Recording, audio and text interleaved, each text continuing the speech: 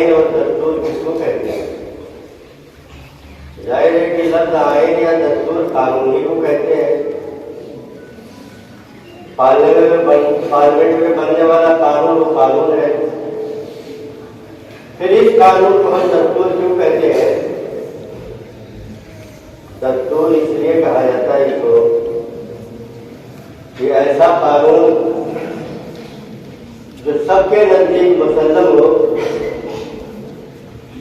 और इसको मेयार बना के किसी मुल्क का निज़ाम चलाया जाए, किसी इदारे का निज़ाम चलाया जाए, उसको दस्तूर कहते हैं। तो हमारा दस्तूर आज ही के दिन नाफिज किया गया था। ये दस्तूर कैसे बना? हम में से कम लोगों को उसकी तारीख मालूम होगी। उसकी तारीख मुख्तसरन आपके सामने मैं पेश करना चाहता हूँ ताकि इस दिन के हवाले से उसकी अहमियत आप समझ सकें। हिंदुस्तान साल बल्कि सदियों से अंग्रेजों की गुलामी में था।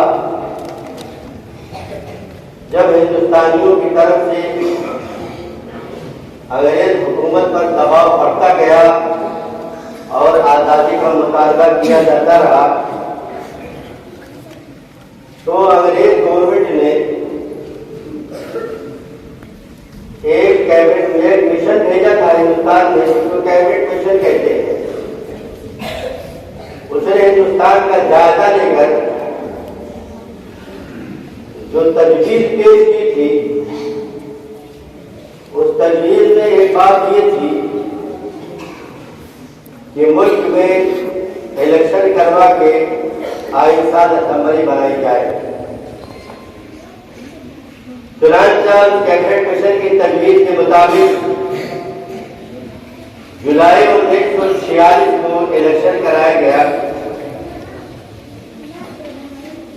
और नवंबर 1946 को कानून साज असेंबली वजूद में आ गई। उसको चुप करो। असेंबली की कुल नशिस्तें जो पूरे हिंदुस्तान से उसके मेंबरान मुंतखब किए गए थे, वो 296 थी। इसमें से 211 कांग्रेस पार्टी ने जीती थी और 73 मुस्लिम लीग ने। उस आईन साज असेंबली के जो अहम अरकान थे, जाहिर है कि 296 में से सबका नाम तो नहीं लिया जा सकता, लेकिन जो अहम अरकान थे उसमें पंडित जवाहरलाल नेहरू, डॉक्टर अम्बेडकर, मौलाना अबुल कलाम आजाद, डॉक्टर राजेंद्र प्रसाद, सरदार वल्लभ भाई पटेल और डॉक्टर राधाकृष्णन। इस तरह आईन साज असेंबली वजूद में आई। असेंबली का पहला इजलास 9 दिसंबर 1946 को हुआ और 11 दिसंबर को डॉक्टर राजेंद्र प्रसाद को आईन साज असेंबली का चेयरमैन मुंतखब किया गया, उन्हें सदर बनाया गया। दस्तूर बनाने के लिए असेंबली के अरकान में से बहुत सारी कमेटियां बनाई गई। उन कमेटियों ने जो रिपोर्ट पेश की, उस रिपोर्ट की बुनियाद पर 19 अगस्त 1947 को डॉक्टर अम्बेडकर की सदारत में एक खाका साज कमेटी बनाई गई, जिसके सदर डॉक्टर भीमराव अम्बेडकर, इनके अलावा 8 मेंबरान और उस कमेटी के। और आपकी मालूमात के लिए ये भी जिक्र कर दूं, उसमें सिर्फ एक मुसलमान थे, ये सादुल्ला साहब, जो आसाम के साबिक वज़ीर आला रहे हैं। उस 8 कमेटी में कमेटी के मेंबरान सिर्फ एक मुसलमान है। फरवरी 1948 में उसका मसौदा शाया कर दिया गया, आम कर दिया गया और 26 नवंबर 1949 को दस्तूर को मंजूरी दे दी गई। दस्तूर 1949 को पास हो गया था, मेंबरान असम्बली ने उस पर दस्तखत कर दिया था, लेकिन दस्तूर को नाफिज नहीं किया गया। नाफिज करने के लिए एक तारीखी दिन का इंतजार किया गया। वो तारीखी दिन क्या था? कांग्रेस, इंडियन नेशनल कांग्रेस ने 1930 में अपने लाहौर के इजलास में मुकम्मल आजादी का उन्होंने मुतालबा किया था और 1930 से 26 जनवरी 1930 से 1947 या 1950 से पहले तक हर साल मुकम्मल आजादी का ये जश्न मनाया जाता रहा। जब दस्तूर 1949 को पास हो गया तो उसी तारीखी दिन का इंतजार किया गया उसके नाफिज करने के लिए। चुनांचे 26 जनवरी 1950 को उसको नाफिज कर दिया गया। दस्तूर की जो ये दस्तूर है हमारे लिए निहायत अहम है, पूरे हिंदुस्तानियों के लिए निहायत अहम है। इस दस्तूर में बहुत सारी जमानतें दी गई है तमाम शहरियों को, लेकिन खास तौर से जो तमहीद में इसका जिक्र किया गया है वो इंसाफ की आज़ादी की जमानत दी गई है, इंसाफ की जमानत दी गई है, आज़ादी की जमानत दी गई है और मसावात की जमानत दी गई है। इस एतबार से हमारे लिए ये बहुत अहम है कि दस्तूर में बहुत सारे हुकूक बिलखुसूस अक़लियतों को दिए गए हैं।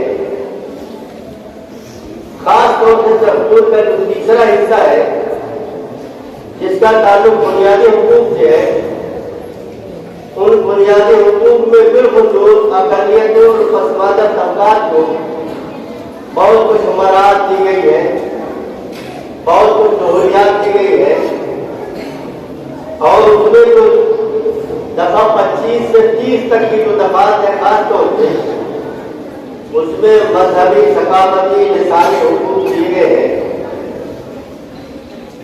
ये मजहबी, सकाफती, लिसानी हुकूक हमारे लिए निहायत अहम है। ये दफा 25 है जिसमें आज़ादी दी गई है, तो उस आज़ादी के बमूजिब हिंदुस्तान में मुसलमान हैसियत मुसलमान अपने परसनल्लाह पर अमल करने का हक रखता है दस्तूरी तौर पर, और इसीलिए जब भी परसनल्लाह में मुदाखलत होती है तो हम अदालत में रुजू करते हैं कि हमारा दस्तूरी हक है, इससे मुदाखलत नहीं होनी चाहिए। इसी तरह से दफा 2930 में लिसानी और सकाफती हुकूक दिए गए हैं कि हम अपने ज़ुबान की बुनियाद पर, सकाफत की बुनियाद पर, मजहब की बुनियाद पर इदारा कायम कर सकते हैं, उसको चला सकते हैं, उसको अपने हिसाब से उसको मैनेज कर सकते हैं। ये यही तफात है जिसकी बुनियाद पर आज हम यहाँ मदरसा की सरजमीन पे खड़े हैं या बहुत सारे मुसलमानों के इदारे मौजूद हैं और उसी बुनियाद पर हमको यह हक हासिल है कि अपना इदारा कायम करके चला सकें। खामोश जा। खास तौर से जो पसमानदा तबक़ात है उनके लिए इसमें रिजर्वेशन रखा गया है। उनको रिजर्वेशन इसलिए दिया गया है कि जो मुल्क की सदियों की तारीख थी जिसमें उनके हुकूक पामाल किए गए, उनको दबा के रखा गया, वो आम धारा में शामिल नहीं हो सकते अपनी सलाहियत की बुनियाद पर, इसलिए निजी इदारों में, सरकारी नौकरियों में, मुख्तलिफ जगहों पर सियासी तौर पर मुख्तलिफ नतीजों में उनके लिए मखसूस कर दी गई ताकि वो आगे बढ़ सके और सियासी माशी हर एतबार से मुनाफे हासिल कर सके। अलबत्ता ये जो हुकूक हमको दिए गए हैं निहायत इंसाफ के साथ समाजी इंसाफ की लक्ष्य हमको दिया गया है, ये सारे हुकूक जो बुनियादी तौर पर दस्तूर के तीसरा हिस्सा है वो हम दस्तूर पर फख्र करते हैं तो हमारे लिए निहायत अहम है, पूरे हिंदुस्तानियों के लिए अहम है, अक़लियतों और मुसलमानों के लिए। लेकिन उसके अमली इंतबाह में बहुत ज्यादा कोताहियां होती रही हैं। 1947 के बाद ही से मुसलमान जिस पोजीशन में थे, मुसलमानों को दबा करके, उनको क्रश करके, उनकी हौसला शिकनी करके और फसादात करके मुसलमानों को पीछे किया गया, ढकेला गया, धक्का देकर के उनको पीछे रखा गया। बिलखुसूस सबसे जमाना तो बड़ा जमाना कांग्रेस का जमाना है, उसमें तारीख की तायीन के साथ फसादात होते थे और जहां जहां माशी तौर पर मुसलमान मजबूत थे, चाहे वो मुरादाबाद हो, जमशेदपुर हो, अलीगढ़ हो, बॉम्बे हो, भागलपुर हो, बेशुमार जगहों पर हजारों की तादाद में फसादात कराए जाते रहे। नामुतनाही सिलसिला था और ये फसादात तारीख की तारीख के साथ होते थे। एक महीना 15 दिन, 20 दिन, 25 दिन फसाद चलता, उसके बाद उसको खत्म किया जाता और ऐलान किया जाता कि इसी तारीख के साथ में होगा और सिर्फ उसी तारीख पर फसाद होता था। इस तरह मुसलमानों को माशी एतबार से, सियासी एतबार से वादा बनाने की अमली तौर पर कोशिश की गई। सरकार की कोताहियों के नतीजे में दानिस्ता या गैर दानिस्ता ऐसा होता रहा। फिर उसके बाद एक सिलसिला शुरू हुआ, मुसलमानों को दहशतगर्दी के नाम पर जेलों में पूछा जाता रहा, भरा जाता रहा। आज भी हिंदुस्तान की जेलों में सबसे ज्यादा जो तादाद है मुसलमानों की है, जबकि मुसलमान अगर बहुत ज्यादा है तो यहाँ की आबादी में 20% है, लेकिन जेलों में तादाद इसकी 80% है। तो मुसलमानों के साथ समाजी इंसाफ भी नहीं हुआ। आप देखिए, और मुसलमानों ही के साथ नहीं, जो पसमानदा तबकात थे यहाँ की उनके साथ भी ऐसे हुआ। मैं उसकी तो एक मिसालें देता हूँ ताकि वाक़यात के वसीले आप समझ सकते हैं। दिल्ली में एक कांड होता है, इससे पहले जो मैंने जिक्र किया था, दिल्ली में एक कांड होता है इस्मतरी का, और वो निर्भया के नाम से एक खातून एक बच्ची के साथ जाती होती है, गैंग रेप होता है। पूरा हिंदुस्तान खड़ा हो जाता है उसकी हिमायत में, पूरा दिल्ली खड़ा हो जाता है उसकी हिमायत में, तमाम पार्टियां खड़ी हो जाती है उसकी हिमायत में, यहाँ तक कि उसके मुजरिमीन को फांसी पर लटका दिया गया। बहुत अच्छी बात है, इस तरह का होना चाहिए। लेकिन आप बताइए, इसी हिंदुस्तान में जब हाथरस की एक बेटी के साथ कुछ होता है, यही गैंग रेप होता है, तो आप बताइए कि उसके साथ क्या होता है। सरकारी पूरी मशीनरी और अमला लग जाता है उसके मुल्ज़िमीन को बचाने के लिए, यहाँ तक कि उस हाथरस की बेटी को उसके वर्षा के, उसके माँ बाप को के हवाले ले गया, उसको दिखाया तक नहीं गया, और पुलिस की निगरानी में पेट्रोल जला के उसको रातों रात जला दिया गया, उसके निशानात मिटा दिए गए। हिंदुस्तान में समाजी इंसाफ सबको दिया, हमारे आईन ने इंसाफ सबको दिया, लेकिन हमारे इंतबाह में इस तरह की कोताहियां हो रही है।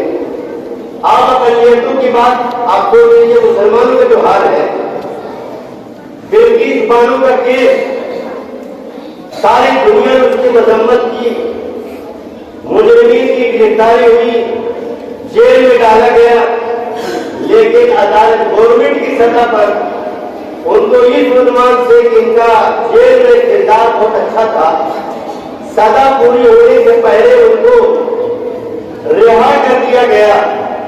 ये तो एक जुल्म जाती हुई थी कि शाह बानो, बिल्किस बानो को, अजीतों को, उनके बच्चों के सामने जिंदा जलाया गया, मारा गया, उनके साथ गैंग रेप किया गया और उन्हीं की निगाहों के सामने उन मुजरिमीन को फिर छोड़ दिया गया जो 11 थे।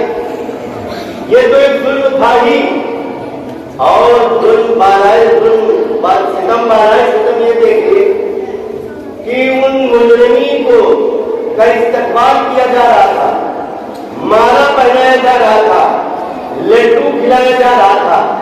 ऐसा लगता है कि बहुत बड़ा कोई कारनामा अंजाम दे करके वो जेल से निकले थे। इस तरह की जो बातें होती है इससे दिल टूटता है, हौसले पस्त होते हैं और हुकूक जो दस्तूरी तौर पर हमें हासिल है वो पामाल होते हैं। आप देखिए कि कानूनी हुक्मरानी का दस्तूर में यकीन दिलाया गया है, उसकी एक मिसाल ले लीजिए। नुपुर शर्मा ने मुसलमानों की दिलों को वसीयत दी, रसूलुल्लाह सल्लल्लाहु अलैहि वसल्लम की शान में गुस्ताखी की, पूरा हिंदुस्तान में ही दुनिया का बेशतर हिस्सा सरापा एहतजाज हो गया, उसकी गिरफ्तारी का मुतालबा किया गया, लेकिन हुआ क्या, गिरफ्तार नहीं किया गया। लेकिन जुबैर आज न्यूज का जो जिम्मेदार है उसको महज इसी जुर्म में और ऐसे आदमी ने FIR की जिसका नाम तक नहीं पता, उस FIR की बुनियाद पर जुबैर को जेल में डाला गया और अदालत की बार बार फटकार के बावजूद उसको रिहा नहीं किया जा रहा था, बहुत से रिहा किया गया और महीने भर जेल रखने के बाद उसे रिहा किया गया। क्यों? क्योंकि एक बड़े तबके की जज्बात को ठेस पहुंची थी। मुसलमानों के जज्बात की कोई कीमत नहीं है। नुपुर शर्मा आज भी गिरफ्तार नहीं है, ऐसी घूमती है। नरसिंहानंद आप देखिए कि वो खुलेआम मुसलमानों को कत्लेआम करने की बात करता है, उस पर मुश्किल की FIR होती है, गिरफ्तारी नहीं होती है और होती भी है बहुत कुछ मुताबिक के बाद उसको छोड़ दिया जाता है। स्वर्गीय सिंह ठाकुर की 3 मिसालें दी जाए, वो सीधे सीधे कहते हैं अपने घर में हथियार रखो ताकि मुसलमानों को मारने और काटने में आसानी हो। वो कोई बात नहीं होती। मुसलमान अगर कोई और जरा से पर अपनी नाराजगी का इजहार करके वो जेल में जाता है। आप देखिए नाराजगी की इजहार पर एक मिसाल ले लीजिए। नवरात्रि का जुलूस निकाला गया दिल्ली में, पूरे हिंदुस्तान में नवरात्रि का जुलूस किस शान से निकाला गया, जुलूस पर कोई एतराज नहीं निकाला जाए, लेकिन ये जुलूस निकाला गया बगैर गवर्नमेंट की इजाजत के और किस शान से निकाला गया कि लाठियां थी, तलवार थी, कट्टा था, इसको लहराते हुए वो निकाला गया। मुसलमानों के इलाके में रुक करके जबरदस्ती मस्जिदों में घुसने की कोशिश की गई, पथराव हुआ, विघट हुआ, किसने किया ये कोई तहकीक नहीं की गई। बस सिर्फ ये देखा गया कि पथराव करने वाले थे मुसलमान भी थे। चुनांचा हुआ क्या कि दूसरे ही दिन बुलडोजर को हम करके मुसलमानों की दुकान और मकान को उठाने लगा। जुर्म क्या था, बगैर किसी तहसील के, बगैर किसी अदालत की कार्रवाई के कि इन्होंने जुलूस पर पत्थर चलाया था। नुपुर शर्मा को गिरफ्तार नहीं किया गया कि मुसलमानों के जज्बात को ठेस पहुंचाए, की शान में गुस्ताखी की, लेकिन मुसलमान अगर अपने आजादी के हुकूक के बुनियाद पर जब उन्होंने मुजाहिरा किया तो आप देखिए प्रयागराज इलाहाबाद में क्या हुआ।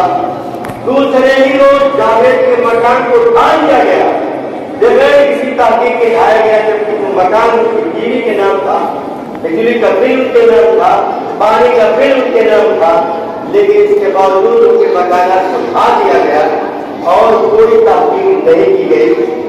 इस तरह की बेशुमार समाजी माशी इंसाफ थी में जो गवर्नमेंट की तरफ से कोताहियां हैं और जो इम्तियाजात मुसलमानों और पसमानदा तबकों के साथ होता है, ये नहायत अफसोसनाक बात है। दस्तूर ये सारी जमानतें हमको देता है, लेकिन इसके अमली इंतबाह में हुकूमत की कोताहियां सामने आती है।